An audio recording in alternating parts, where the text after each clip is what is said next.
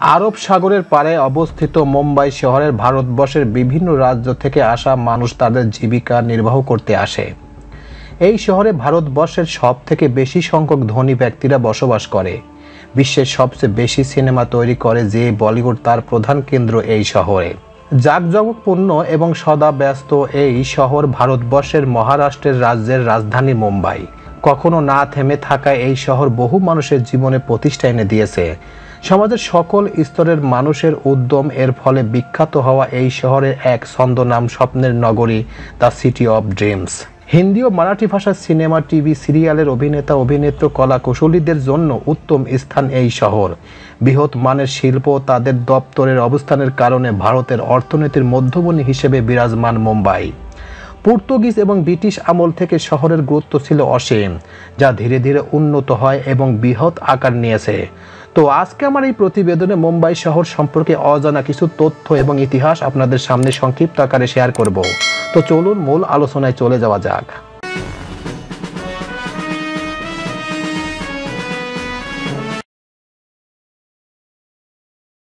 মুম্বাই শহর সম্পর্কে অজানা তথ্য। শহরের বর্তমান নাম মুম্বাই রাখা হয়েছে মোদাম্বেরি নাম অনুসারে। মোম্বা দেবীর উদ্দেশ্যে নির্মিত মোম্বা দেবীর মন্দির মুম্বাই শহরের উপস্থিত। তবে শহরের নাম পূর্বে বম্বে ছিল। এর গঠন প্রধানত 7টি দ্বীপ নিয়ে হয়। পর্তুগিজগণ 7টি দ্বীপকে সমন্বিত করে নাম দিয়েছেন বোম্বাই। শহরের মেগা সিটির আয়তন 603 বর্গ কিলোমিটার এবং মেট্রো সিটির আয়তন 4355 বর্গ কিলোমিটার। 2011 জনগণনা অনুযায়ী শুধুমাত্র মেগা সিটি এলাকায় 1,24,78,447 জন লোক বসবাস করে, যা ভারতের মেগা সিটির মধ্যে সব থেকে বেশি, এবং মেট্রো এলাকার জনসংখ্যা 1,84,14,258 জন। মুম্বাই শহরের প্রধান ভাষা মারাঠি ভাষা এবং এই শহরের বাসিন্দাদের মুম্বাইকার নামে ডাকা হয়। মানুষ বলে থাকে যে মুম্বাই শহর নাকি কোনো সময় ঘুমায় না।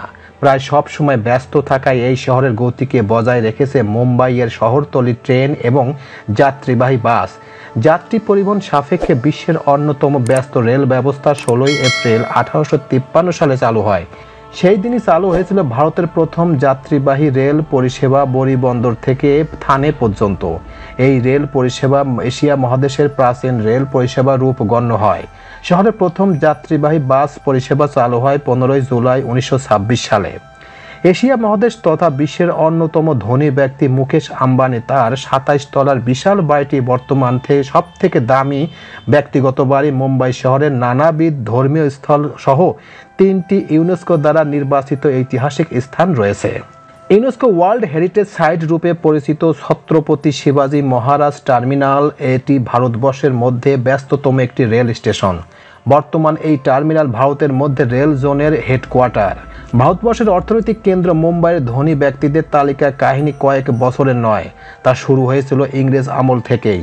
মহান ইন্ডাস্ট্রিয়ালিস্ট জামশেদজি টাটা এবং বর্তমানে বহু নামি দামি ব্যবসায়ী ব্যক্তিত্বের বসবাস মুম্বাই শহরে রয়েছে। ব্যবসার শিক্ষা প্রতিষ্ঠান সহ বহু বৈজ্ঞানিক পরীক্ষা নিরীক্ষার প্রতিষ্ঠান এই শহরে রয়েছে। তাদের মধ্যে উল্লেখযোগ্য কয়েকটি নাম হচ্ছে IIT Bombay, tata institute of fundamental research ইত্যাদি। ভারতের ক্রীড়া জগতের মধ্যে সব থেকে জনপ্রিয় একটি ক্রিকেট খেলা। এই খেলার সকল স্তরে পরিচালনা থাকা বিসিসিআই এর সদর দপ্তর মুম্বাই শহরে। ভারতের এক প্রাচীন এবং বৃহৎ cricket stadium Brabourne cricket stadium Mumbai শহরে রয়েছে। দেশের বহুল পরিচিত প্রাক্তন এবং বর্তমান খেলোয়াড় এই শহরে বসবাস করে। Gateway of India, Marine Drive, Siddhivinayak মন্দির, Nariman Point, Juhu Beach, Mumbai Film City এবং আরও অনেক জনপ্রিয় স্থানের নাম তালিকায় যুক্ত করলে মুম্বাইতে ঘোরার জায়গা শেষ হয় না। মুম্বাইয়ের বিখ্যাত ডাব্বাওয়ালা সম্পর্কে আমরা সবাই জানি। রেস্টুরেন্ট বা বাড়ি থেকে ঠিক সময় মতো অফিসের কর্মীদের হাতে গরম খাবারটা পৌঁছে দেওয়ার কৃতিত্ব তাদেরই আছে। মুম্বাইয়ের ডাব্বাওয়ালার ব্যবস্থা 1890 সাল থেকে চালু হয়, আজ অবধি চলছে। মুম্বাই শহর একটি অদ্ভুত এবং চমকপ্রদ শহর। এই শহরে যেমন গগনচুম্বী ইমারত দেখতে পাবেন, তেমনি দেখতে পাবেন সারি সারি বস্তি। সমগ্র এশিয়া মহাদেশের অন্যতম বৃহৎ বস্তি ধারাবি এই শহরেই অবস্থিত। প্রায় 2.16 বর্গ কিলোমিটার এলাকা জুড়ে থাকা এই বস্তিতে আনুমানিক 10 লক্ষ মানুষ বসবাস করে। তো তো ওই ছিল আমাদের আজকের প্রতিবেদন এবং মুম্বাই শহর সম্পর্কে অজানা এবং রহস্যময় কিছু তথ্য আপনাদের সামনে সংক্ষিপ্ত আকারে শেয়ার করলাম।